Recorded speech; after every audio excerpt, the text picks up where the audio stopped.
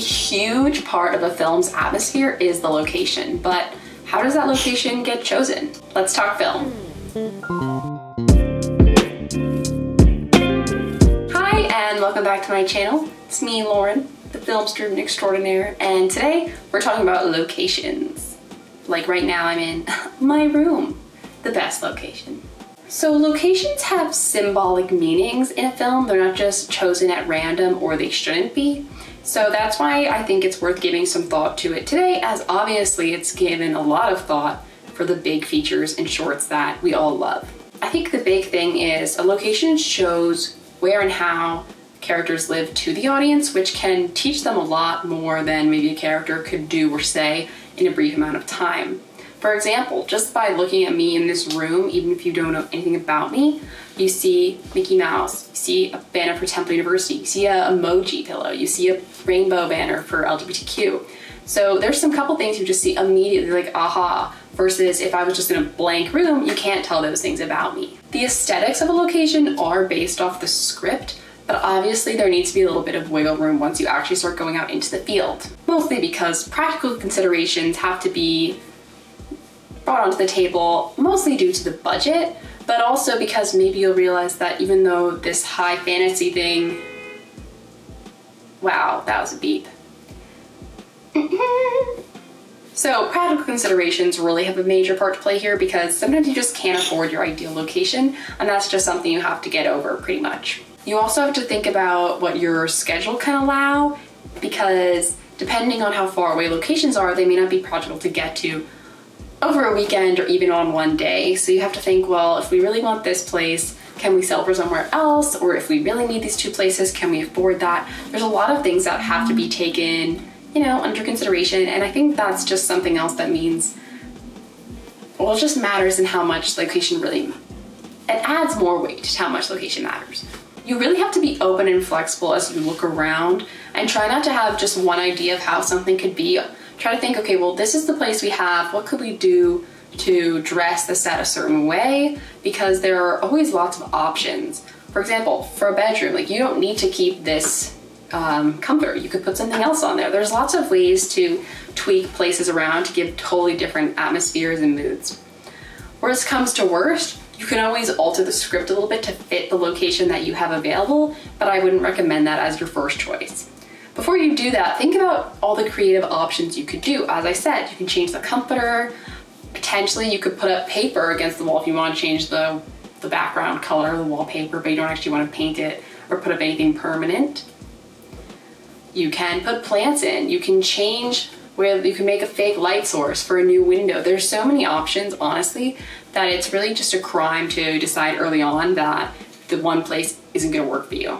There's also just some general tricks about just positioning your camera in a certain way. Say you need a forest, but there's not a big forest anywhere nearby. Well, as long as there's some kind of park close to you, as long as you make sure any camera angles don't show any maybe telephone poles or anything in the background, you just need a little bit of trees, and suddenly bada bing bada boom, you have a whole forest. I think also something to remember is that you don't need all your locations to actually be the same. So say you want everything to take place in a house. It doesn't need to be the same house for everything. You could have a completely different exterior than all the rooms you see. You can pick and choose bedrooms, kitchens, hallways. As long as you just have nice transition shots, no one's gonna know. Once I leave this room and go outside, I could then pick up into some other hallway and no one would ever know. There's a lot of power in that if you really think about it. Although I should say, if you're making a documentary and you're filming where subjects live or work, you obviously have less flexibility there because they're real people. However, you can still use some tricks of the camera to make spaces look bigger or smaller if you need to. And you can always also rent out a small office space or something if you want to do some kind of interview style in a less homey setting or whatever their mood is. I think the next big question is if you want to be using a stage or a practical location.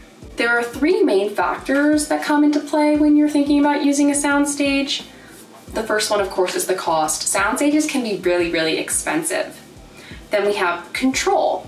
Sound stages are going to give you the most control possible because you will set up everything in the production. There's no natural light, no wind, no noise, no anything. So you can set it up exactly as you wish. But then you have to think about sets, because if there's any set, you have to build it. If you want to have a road, there's not going to be a road in the middle of a sound stage. That all has to be set up and made. The practical location has, I'd say, like the two bright sides, and one of which is cost again. If you don't have a lot of money, your soundstage is probably going to be out of the budget, and a practical location is generally cheaper. Then there's also just the look, because if you're picking a practical location, most likely there has been life in it. The place will look lived in, even with different set dressing.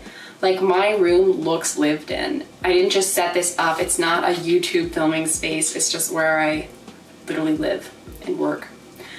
Versus a soundstage, you might set up a bedroom, but that doesn't mean it has the right tone, because you can put a bed and a dresser and some books and whatever, but it doesn't necessarily mean it's going to feel like that cohesive sense that you just kind of get. It's hard to put a finger on it, but that's the kind of feeling that a soundstage may not have unless you're really good at dressing your set. Then you have to think about the near or distant factor, because you have to transport the cast and the crew to your locations, and that can really add up on the budget. Technically, near would be within 50 miles of the location of the production, and you don't have to pay for your cast and crew to get there, but you really should, or you should offer some kind of stipend or cover a little bit of it. And then far, you pretty much have to. And then you also think about housing budgets and people putting them up in hotels, which can just obviously add up to the cost of your money.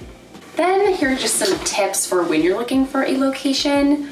So first, you want to see if wherever you want to go has a film commission office, because they might be able to offer you some good deals, or know places already, they can help you out. Yes, you want to see if your city has a film commission or your state. You can also put up flyers on the community, I just hit something, or like community boards or something.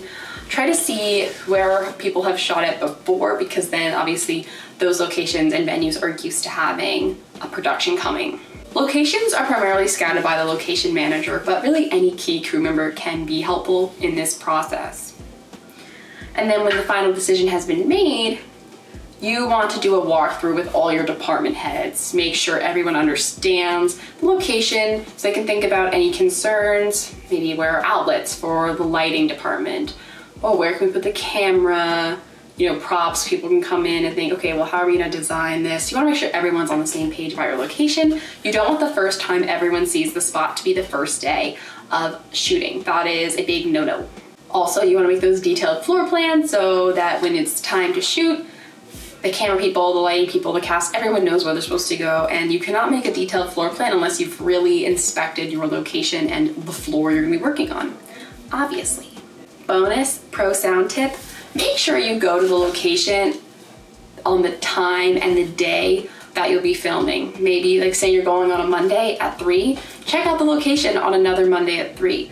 See if there's anything going on. Maybe a school's being let out in the time, or if you're working somewhere and it's gonna be at a rush hour time, you wanna check to see what sounds are gonna be happening, because you wanna try to avoid external noise or come prepared as best as you can. And the final note, you want to, if you can, always have a backup set at the ready in case something goes wrong. Especially if you're shooting outdoors, you want to have a cover set that's inside in case it rains or something. But no matter where you are, you want to think, okay, well, how can we save this day if something goes awry with our desired location? And that wraps up this video. If you learned something, please give it a nice thumbs up. Comment down below literally anything, and remember to subscribe because this is Film Friday, and I will see you next time. Bye!